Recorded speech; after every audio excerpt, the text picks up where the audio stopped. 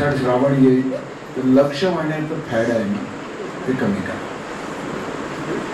1 लक्ष बिल्वपत्र, 1 लक्ष पुष्प, 1 लक्ष दुर्वा, कृपा करा आणि करू. एकही जर बेलाचं झाड मी लावलं नसेल, निगराणी केली नसेल, तर दुसऱ्याच्या बेलाच्या झाडावरची पानं तोडून शंकरांना कधीच समाधान होणार. लक्ष बिल्वपत्र नाही तर लक्षपूर्वक बिल्वपत्र अर्पण करा. आणि ते बिल्वपत्र म्हणजे आपलं मन आहे, हृदय, ते भगवान शंकरांना देऊन टाका.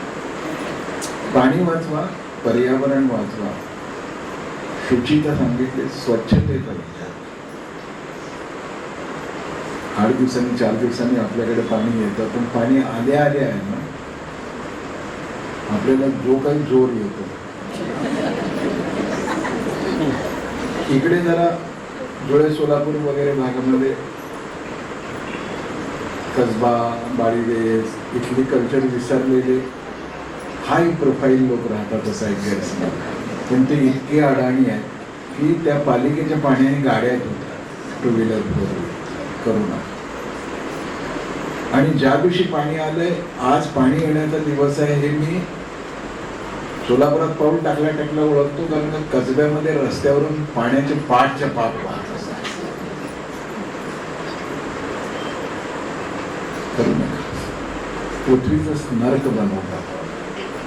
मेल्यानंतर स्वर्ग नको आहे आपल्याला, पृथ्वीचा स्वर्ग करण्यासाठी आपला जन्म. त्यामुळे खूप काळजी करू. तशी स्वच्छता.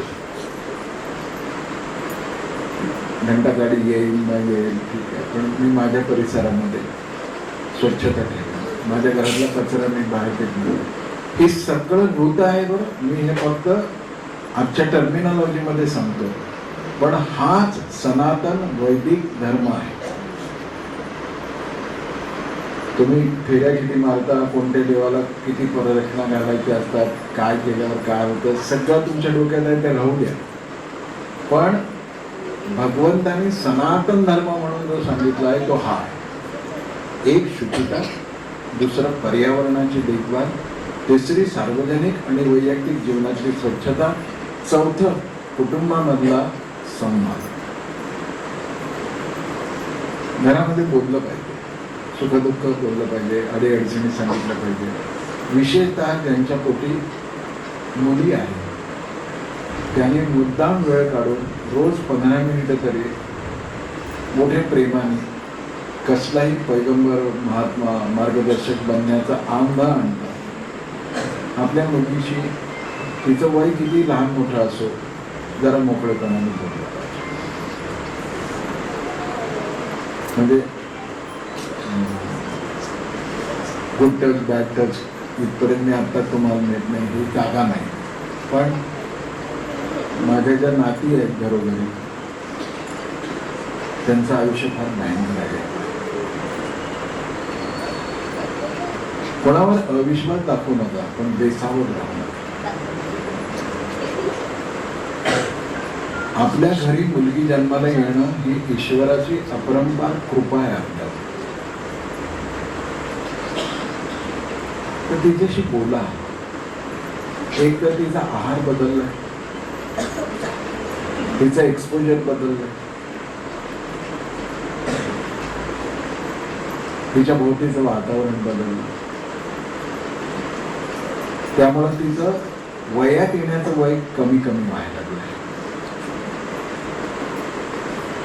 अशा वेळी जी तिच्या आत घालमेल चालते ती आईशिवाय कोणाशी बोलते. आणि ते नाही बोललं तर त्या चुकीच्या फेऱ्यात अडकते. आणि या देशातली एक मुलगी चुकीच्या दिशेने गेली तर या देशाच्या परमवैभवाचा 1 वर्ष कमी झालं, पुढे गेले. कदाचित असाच अधपात झाला, आपण परमवैभवाला कधी जाणार होतो. तर माझ्या नातीनं सांभाळा, ते खूप मोठा ऐश्वर्य आहे. त्यांना लाडवू नका, शेफारू नका. आता सगळीकडे स्पर्धा परीक्षेत वगैरे मुली पुढे येतात, छान आहे ते, चांगलं.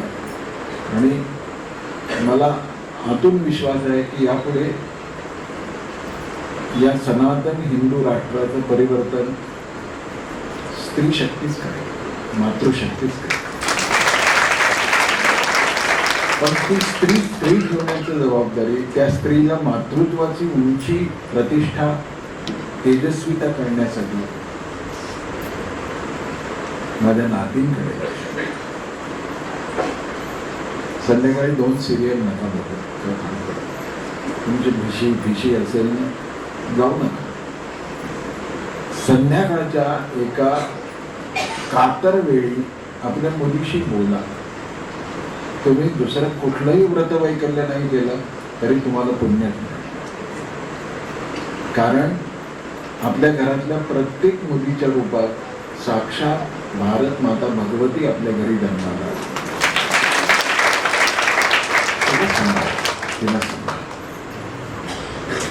अजून काय सांगू? 1 शुचिता, 2 पर्यावरण, 3 स्वच्छता, 4 कुटुंबातला संवाद आणि 5 सकारात्मक सामाजिक कार्यात सहभाग. म्हणजे सकारात्मक जिथे जिथे चांगलं चाललंय त्याला काही ना काहीतरी मदत आपल्या हातून व्हावी असा प्रयत्न करा. प्रत्यक्ष सहभाग घेता आला तर घ्या. आणि अशी सकारात्मक कामं समाजाचं मानसिक स्वास्थ्य ठेवण्यासाठी आवश्यक आहे. आज कोणाला आधार वाटत नाही. तो आधार अशा सार्वजनिक कार्यक्रमामध्ये मिळतो.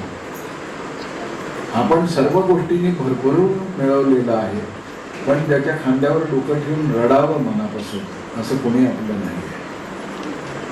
ग्रहपाठाचा 3रा प्रश्न, असं कोणी आहे का आपलं आयुष्य? सख्या भावाशी दुःख बोलता येत नाही, सख्या बहिणीला सांगता येत नाही, नातेवाईकांना विसरून जा. सगळं समाज शक्ती सज्जनांची संघटित होते तिथे सकारात्मक सहभाग आहे.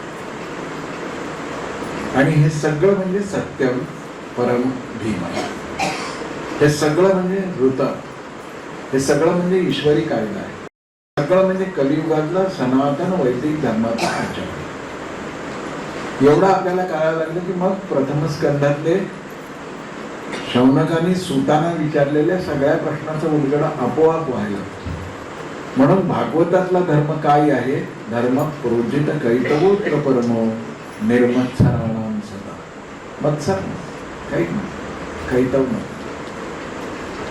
कोण्याही जीवाचा न घडो मत्सर, वर्मस्वरेश्वर प्राप्ती न लगती सायास, जावे वनांतरा सुखी येतो घरा नारायण. काय करावं लागेल? तो घरी येतो. बस प्रेम करा, कुटुंबियांवर प्रेम करा, प्राण्यांवर प्रेम करा, सगळं. सरकार फुकट धान्य देऊ शकेल, प्रेम नाही देऊ शकत. आणि प्रेम रेशन कार्डवर नाही मिळत. त्यामुळं पोट भरण्यासाठी खूप साधनं आहेत. अंतःकरण भरून येण्यासाठी आपण एक साधन झालं पाहिजे. कलियुगामधला सर्वात श्रेष्ठ व्रतवैकल्याचा विषय सुतानं विचारलं शौनकाने की जगामध्ये अनेक शास्त्र आहेत, पण कलियुगामध्ये जन्मलेल्या माणसाचं परम कल्याण होईल असं कोणतं सोपं शास्त्र आहे? पहिला प्रश्न सुतानी शौनकांना विचारलाय. सगळे नैमिषारण्यामध्ये चाललंय, आपण बघितलं का? दुसरा प्रश्न त्यांनी विचारलाय की भगवान श्रीकृष्णाने वसुदेव देवकीच्या पोटीत का जन्म घेतला? काहीतरी कारण असेल ना. वसुदेव देवकी यांचीच निवड त्यांनी काय केली? कोणत्या कारणाने तो जन्म घेतला? दुसरा प्रश्न. तिसरा प्रश्न त्यांनी विचारला की श्रीहरीने आतापर्यंत जेवढे अवतार घेतले जगाच्या कल्याणासाठी, त्या अवतारांच्या कथांचं आम्हाला श्रवण करायचं. आता उद्यापासून आजपासून उत्तरार्धामध्ये थोडाफार विषय घेईल, जेवढा शक्य आहे तेवढा करू आपण. पण या सगळ्या अवतारांच्या कथा सुद्धा सत्य आणि ऋत स्थापित करणाऱ्याच आहे.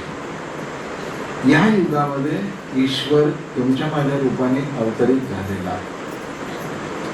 तुम्ही कोणीतरी एक असं येईल आणि तो उद्धार करेल. तो संभलला येणार आहे, उत्तर प्रदेशातल्या संभलला कल्की भगवान येणार आहे आणि छान होणार आहे. जे काही होणार आहे ते छान होणार आहे. आता जरा बुलडोझर वगैरे फिरतात तिकडे, सगळं साफसफाई चालू आहे. येते जेव्हा येतील तेव्हा. पण भगवंतांनी स्वतः सांगितलं की कलियुगामध्ये मी आता एक असं रूप घेऊन येणार नाही, संघव शक्ती कलियुग. मी आता कलियुगामध्ये समाज संघटनेच्या माध्यमातूनच येणार आहे. सहस्रशीर्ष, सहस्त्रपाद, सहस्त्रबाहू असा समाज पुरुष म्हणजेच ईश्वराचं प्रकटीकरण आहे कलियुगात. म्हणून संघटित होणं, सज्जनांनी संघटित होणं, संघटित सज्जतांनी सामर्थ्यवान होणं आणि सामर्थ्यवान होऊन आपल्या शक्तीचं प्राकट्य निर्भयपणे करणं कलियुगातलं ईश्वरी अवतरण. तर मग अशा अवतारांच्या कथा आम्हाला ऐकायच्या आहेत. पुढचा प्रश्न त्यांनी विचारला की जेव्हा भगवान श्रीकृष्ण स्वधामाला गेले, अवतार कार्य जेव्हा संपलं, तेव्हा मग धर्म कोणाच्या आश्रयाने राहिला? कारण का कृष्ण भगवान होते तोपर्यंत त्यांच्या आश्रयाने राहिला. आणि मग असे अनेक प्रश्न, यातले उपप्रश्नही पुढे पुढे तो विचारत जातात शंभर. पण हे प्रश्न ऐकल्यानंतर सुतांना खूप आनंद झाला आणि ते असं म्हणाले की तुझे हे सगळे प्रश्न केवळ तुझे म्हणजे तुमच्या ऋषींच्यासाठी उपयोगाचे आहेत असं भाग नाही, तर ह्या प्रश्नांच्या उत्तरामध्ये संपूर्ण जगताचं कल्याण. आणि त्यामुळे हे प्रश्न मला खूप महत्त्वाचे वाटतात, मी याची सविस्तर उत्तरं देतो असं म्हणून सूत सांगायला आहे की अनेक शास्त्र आहेत, योग आहे, ओंकार सगळं. पण कलियुगामध्ये सर्वात सोपं साधन कोणतं आहे, साधना कोणती आहे असं तू विचारलं तर त्याचं एका शब्दात उत्तर आहे भक्ती. कलियुगामध्ये भक्ती करायची आणि भक्तीमध्ये औपचारिकतेला फार जागा नसते. भक्तीमध्ये अवडंबर आलं की अनुभूतीचा औदुंबर तिथे कधीच प्रगट होईल. अवडंबराशिवाय भक्ती केली सहजपणे, सहज साधो सहज समाधी, सहज काही आटापिटा करायची गरज नाही. जे करायचं ते प्रेमाने केलं ना की मग ते कर्मच भक्ती होऊन जातं. कर्मे विशू मिळावा. सिद्धरामेश्वरांनी काय सांगितलं, काय कवे केला. कर्मच माझं, कर्म कर्माच्या फुलांची माला अर्पण करायचं. माऊली बोलतो स्वकर्म कुसुमांची माला. माझं कर्मच उत्तम असलं पाहिजे आणि ते कर्म हळूहळू भक्ती झाली पाहिजे. म्हणजे काय, तर मी जे काही करेन ना ते ईश्वराचे पूजन आहे असं समजून करेन. मला समजा झाडून काढायचं आहे तर मी झाडून काढताना असा विचार करेन की मला हे सभागृह झाडायचं आहे, तर मी कोणी येणार आहे इथं बसणार आहे याचा विचार करणार नाही. मी हेच करेन की इथं येणाऱ्या प्रत्येकाच्या रूपातून माझं द्वारकाधीश खाली येतात, तर मी त्यांच्यासाठी हे इतकं उत्तम करेन. झाली पूजा, वेगळं काही करावं लागेल. मी जे करतो आहे ते. म्हणून काल मी म्हटलं की रसोई, आपलं स्वयंपाकघर हे तिथे शिजवताना मनात असाच विचार करायचा आहे, काहीतरी गाणी गुणगुणण्यापेक्षा आहे ना अन्नपूर्णा स्तोत्र म्हणत म्हणत स्वयंपाक करावा. आणि म्हणून किचन कट्ट्यावरती फुलांची, ते कंबशांची, चित्राची टाईप लावली, चांगली गोष्ट आहे ती. अन्नपूर्णेचा फोटो असेल आणि अन्नपूर्णेचं स्तोत्र येत नसेल तर अन्नपूर्णा मातेचं नाव घेत घेत जप करा. आणि ते नसेलच येत तोही म्हणजे कसं घ्यायचा असं वाटलं तर मांगलिक जेवढे विचार आहेत तेवढे जे काही स्तोत्र येत आहेत, व्यंकटेश स्तोत्र तर बहुतेक सगळ्यांना येतात, विष्णू सहस्रनाम परवानगी नाही आहे शास्त्राची, एका ठिकाणी बसूनच म्हणायचं. पण आपलं पदार्थ बनवताना, स्वयंपाक बनवताना हे करावं आणि त्याचं तुम्ही परिणाम दिसेलच तुम्हाला. तर मग मी आता जे शिजवणार आहे ते दुष्काळातून आलेल्या नवऱ्यासाठी नाही, आंबोणाची पाटी केली ठेवली असं नाही. तर मी माझ्या नवऱ्याच्या, मुलाच्या, मुलीच्या, सासऱ्याच्या, सासरीच्या, सासऱ्याच्या, काय जे कोणी असती घरात, ते सगळ्यामधले विठ्ठलाला जेवायला वाटतं. तर तुम्ही केलेली भाजी भाकर आहे ना, ते पंचपक्वान्नाचं नैवेद्य म्हणतात. तुम्हाला 56 भोग असतील, करतात नसतील करा, भाजी भाकर, पण ती करताना जर परमेश्वराचं स्मरण केलं तर खाणारा ईश्वरच होतो. म्हणून शुचितेने करा. भक्तीचा अर्थ हा की जे करतो इतकं शास्त्र पुढे गेलंय. म्हणजे आपल्या साध्या आज सकाळी बालकांचं बॅटिंग झालं ना, तेव्हा काही जणांनी मला विचारलं, तर मी म्हटलं की मला तर बोलता येणार नाही, पण कधी कधी सत्संगाचं मोल टिकावं म्हणून बोलतात. जडभरताची कथा येईल तेव्हा मी खूप मोकळेपणाने सांगतो. तुटक उत्तरं दिली. म्हटलं की पाणी प्यायला आपण शिकवलंच नाही मुलांना, अन्न कसं खायचं हे शिकवलंच नाही. आता विज्ञान असं म्हणतं की ताटात भात कसा कालवलाय, चपाती किंवा भाकरीला भाजी कशी लावतोय, याच्यामधून तुमच्या व्यक्तित्वाचा विकास होतो. पाणी पिण्याविषयी तर विज्ञान असं म्हणतं की पाणी पिताना ढसाढसा पिऊ नका. पाणी पेल्यात घेतलं ना तर पाण्याकडे बघा आणि पाण्याला एक सकारात्मक विचार द्या. सकारात्मक काही असू शकतो. भैया माझी परीक्षा, मला चांगलं यश मिळालं पाहिजे. कोणी म्हणतं ओम म्हणावं, पाण्याकडे बघलं आणि प्रेमाने पाणी प्यावं. असं लक्षात आलं की जेव्हा आपण सकारात्मक विचार त्या पाण्यावरती आरोपित करतो चांगल्या अर्थाने, तेव्हा पाण्याचे मॉलिक्युल्स बदलतात आणि पाण्यामध्ये स्मरणशक्ती आहे आणि आपल्या शरीरात 70% पाणी आहे. त्यामुळं पाणी पिताना जसा आपला भाव असतो तसा आपला स्वभाव बनतो. शिकवलं काय कधी भागवत हेच आहे. ते म्हणते की प्रत्येक कर्म तू इतक्या शुचितेने कर की त्यातून तुझ्या जीवनामध्ये आनंदाशिवाय दुसरं काही येणारच नाही. आचमन काय आहे? त्या पळीवर पाण्याने जी तृप्ती आहे ना, ती कोका-कोल्याच्या एका बाटलीत नाही आहे. कारण का, ते पळीभर पाणी घेताना त्याचं आणखीन एक वैज्ञानिक कारणच आहे. ते गोविंद स्थानातून येतं, ते ओठात येतं, मग ते पूर्णपणाने भीज पाऊस असतो, भीज पाऊस तसं ते सगळीकडे मुरत जातं वगैरे. पण केशवांना, माधवांना, गोविंदांना कोणाला आपण आठवण करतो, ते पाणी तो संदेश घेऊन जातं आपल्या आणि तशा आपल्या वृत्ती होतात. खूप खोल विचार केला आपल्या पूर्वजांनी, पण आपली सगळी विश्वासार्हता आहे ना इंग्लंड अमेरिकेतून आलेल्या पारोशा, घाणेरड्या, विटलेल्या पुस्तकांवर. गीता वाचा, भागवत वाचा, महाभारत वाचा, सगळं वेद आणि उपनिषद तर विज्ञानाशिवाय काही नाहीच आहे. सगळे जगातले आता पदार्थ विज्ञान शास्त्री, विशेष करून फिजिक्सवाले, मेटाफिजिक्सवाले, ते म्हणतात की उपनिषद नसती तर आम्ही जगामध्ये इतकी प्रगतीच करू शकलो नसतो. ज्याला उपनिषद कळलं, आम्ही काय केलं, पाठांतर केलं. अर्थ नाही समजून घेतला. अर्थ समजून घेतला असता तर त्यातलं विज्ञान आपल्याला कळालं असतं. असो, भक्ती ही कलियुगामधली आहे. सगळ्यात सोपं साधन आहे आणि सगळ्यांचं कल्याण करणार आहे. पण ही भक्ती कशी करायची? आपण जी करतो आहोत ती खरीच भक्ती आहे का? तर सूत सांगतायत, सवयी पुंसा करो धर्म येतो भक्ती रधोक्ष. भक्ती तुला करायची आहे ती कशी असली पाहिजे? अहैतुक्य प्रतिहता. दोन वैशिष्ट्य सांगितलं. अहैतुक्य प्रतिहता ययात्मा संप्रसिद्ध. जी भक्ती करतो आहे निर्हेतुक असली पाहिजे, बार्गेन नाही करायचं.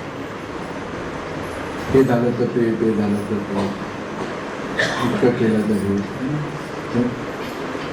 मार्गशीर्षातले गुरुवार केले, वैभव लक्ष्मीच्या पोटीची पूजा, ते करायचं आहे सगळं, पण काही अपेक्षा ठेवली. अहैतुक्य याचा अर्थ हेतू नसताना भक्ती करा. अप्रतिहता म्हणजे अखंड. पुन्हा पतंजली बघा, अखंडता हा योग आहे. पतंजली काय म्हणतात, कसं केलं पाहिजे, तैल धारावत. अनुशासनच सांगतायत ना ते योगशास्त्रामध्ये जे सांगितलं ते भक्ती सांगते. अखंड असलं पाहिजे.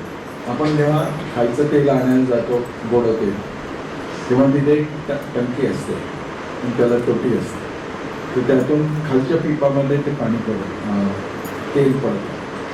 तर तिकडे बघत बसलो आपण ना, तर त्याचे आपल्याला पार्टिकल्स वेगळे दिसत नाही, प्रवाह चालू आहे असं दिसत नाही. एक पॉलिथिनचा प्लास्टिकचा रंगीत रॉड आहे असं. तैल धारावत म्हणजे इतका अखंड असतो. सोमवारी सिद्धरामेश्वर, मंगळवारी रूपाभवन, बुधवारी विठोबा, गुरुवारी दत्त चौक, शुक्रवारी आणि जाण्याला विरोध नाही आहे, पण ते असं म्हणतात की असं सवडी ना तुकड्या तुकड्याने नाही, सगळीकडे एकच आहे ना. नावं त्याची वेगवेगळी आहे, तो एकच आहे, तर ते एकाला पकडून ठेवा. मग ते एस टी स्टँडवर उभे राहिलेल्या धांदरट प्रवाशासारखं आपलं कुठलीही बस आली की पळत नाही. हा, अक्कलकोट तुला बाबू गेनो यांची हौस आहे. प्रत्येक बसला आडवा का जातो. बाबू गेनो कसं गेलो होतं आडवे कारला इंग्रजांची. शांत तू कुठल्या प्लॅटफॉर्मवर उभा आहे तुला माहिती आहे ना, तिथे लागते अक्कलकोटची गाडी. आणि तुला बोलावा आला असेल ना तर टमटमाला सुद्धा घेऊन जाईल. शांत अखंडितपणाने आपल्याला भक्ती करता आली पाहिजे. आपण सवडीनं सोयीनं भक्ती करतो तशी नसते भक्ती. अखंड अहैतुक्य प्रतिहता. अशी भक्ती करण्याने काय होतं, तर जेव्हा त्याच्याशी आपलं अनुसंधान टिकून राहतं, it's a wonderful process to be in connect with that divinity. It's a beautiful process. आम्ही आपलं माळे करतो. आज अध्याय 2 वाचलेच पाहिजे वेदांत माला. तर भीतीने काय करू नका. आणि मंदिरामध्ये आहे ना, भक्तांच्या पेक्षा भयभीतांचीच गर्दी दिसते. मस्त कलंदर होऊन जायचा. पण त्याच्याशी जर आपण कनेक्ट राहिलो ना, नेटवर्क नसेल मोबाईलचं, किती बेचैन होतो. त्याचं नेटवर्क गमावून बसलो तर किती अस्वस्थ राहील. इतकी अस्वस्थ. आणि खरंच काही करावं लागत नाही. आवडून वृंदावनामध्ये जुन्या काळातली गोष्ट आहे की एक महात्मा आपले शिष्यांबरोबर आले. तर गावाबाहेर त्यांना कुठे वस्ती होती, त्यांच्या आश्रम होतं, तिथे राहिले. आता गलिच्छ वस्ती आहे म्हणलं तर गलिच्छच लोक राहणार. तर ती बघते महात्म्यांचं आणि एकदम डोक्यावर पल्लू घेते आणि धावत समोर जाते. ते म्हणते की महात्माजी पलभर रुको, थोडी वेळ रुको. अजीबची नाही. ते शिष्य म्हणते की इधर मत आओ, दूर दूर खड़े रहो, अभी महात्मा जी रुकने वाले नहीं है, बाकी बिहारी के यहाँ पहुँचना है. पल भर के लिए रुको. बोले नहीं, अभी दर्शन मत ले. मैं दर्शन लेना नहीं चाहती हूँ भैया, ये तो बात तो सुनो मेरी. मैं महात्मा जी से एक बात कर सकती हूँ क्या. आता महात्मा जीने असं वाटलं की इतकी म्हातारी बाई आहे. अजीजीने बोलते. तो म्हणे की जल्दी बोल दो बुढ़िया, क्या बात है. तो मैंने आप बाकी बिहारी के दर्शन के लिए जा रहे हैं. तो मैंने तो कम से कम एक मेरा छोटा काम करोगी. बोले क्या है, जल्दी बता. तो मैंने कि आप वहाँ दर्शन के बाद है ना, पंडित जी से पूछ लेना कि आज बाकी बिहारी को लड्डू का भोग चढ़ाया था कि नहीं. त्याला वाटते की पागला गई, साठी आ गई. शिष्य म्हणतात चला चला गुरुजी आपण कुठे आहे. भर जातात. आरतीच्या पूजेच्या वेळी पोचतात मंदिरात. सगळं यथासांग होतं. परत येताना त्या महात्म्याच्या मनामध्ये येतं की अरे वो तो बुढ़िया बोल रही थी, क्या फर्क पड़ गया एक बार पूछ लेते पंडित जी से. पंडित जी बुरा तो नहीं मानेंगे, कोई बुरी बात तो पूछने वाला नहीं। पंडित जी तो मैं एक बात पूछूं तो मना नहीं करूं तो बताओगे? बोले क्या है महात्मा जी, बोलिए। थोड़ा देख लेना, आज आपने सुबह लाला को लड्डू का भोग चढ़ाया था क्या? पीढ़ी दर पीढ़ी काम कर रहे हैं महात्मा जी हम, ये सेवा तो हमारी है, हमारे घराने की है, कैसे भूल सकते हैं? बिल्कुल चढ़ाया, एक बार देख तो लो। तो जा तुम्हें बाकी बिहारी पाहिला असेल मंदिर मध्ये विग्रह आहे, एका बाजूला एक कोठी आहे, पुढे मग कपाट आहे, जेव्हा पट पडतो पुजारी आत जातो आणि त्याचं लक्ष समोर त्या कोणालाच जातं, चांदीच्या पाठीत लाडू रसेल तसं झटपटतो, तो येतो महात्माजींचे पाय धरतो, तेव्हा त्याचे महात्माजी कहीं बोलना नहीं है, महात्मा कैसे मैं भूल गया, कभी ऐसा नहीं होता, लेकिन आज गलती हो गई, मुझे क्षमा करना, लेकिन किसी को बताना नहीं तो मेरी ये सेवा चली जाएगी। महात्मा जी म्हणाले की मुझे किसी को नाही बदल पुढचं त्याचं ऐकायला ते नव्हते, ते वळले आणि धावत निघाले। आता शिष्य म्हणाले की अच्छे रास्ते से जाते हैं, तो बोले कि नहीं, जिस रास्ते से आए उसी रास्ते से चलिए, इससे अच्छा रास्ता कोई नहीं होता। ते गेले, मगाची तर बुढिया होती, आता महात्मा दारात उभे राहिले, बोले की माझी, तो ती आज सार्वत होती, तशी आली, मैंने कि पूछा मैंने पंडित जी से, वो आज सचमुच भूल गया था, मैंने बताया नहीं आपको कि शायद भूल गया होगा, लेकिन बात वो छोड़ दो, बोले मुझे ये बताओ कि तुम्हें कैसे पता चला? मैं तो रोजमर्रा का काम करती हूँ, झाड़ू बर्तन है, मैं ऐसे ही मजदूरी करके जी रही हूँ, मुझे कैसे पता चला? तो बोले हाँ यही पूछ रहा हूँ मैं, तुम्हें कैसे पता चला? मैं यहाँ पर जब पोछा लगा रही थी ना, तो लाला आ गया, मेरा पल्लू खींच खींच के बोलता था कि माँ आज मुझे भोग का लड्डू नहीं। त्या महात्म्याने साष्टांग नमस्कार घातला, तो म्हणे की माँ जी इतना तो बताओ कौन सी साधना करते हो? मैं सालों से जॉब ताप करके आया हूँ, लेकिन कभी लाला मेरे पीछे नहीं, आपके पीछे कैसे? आप बता देना क्या करते हो? क्या करती हूँ? हर काम करते समय लाला को ही याद करती हूँ, बस मेरे को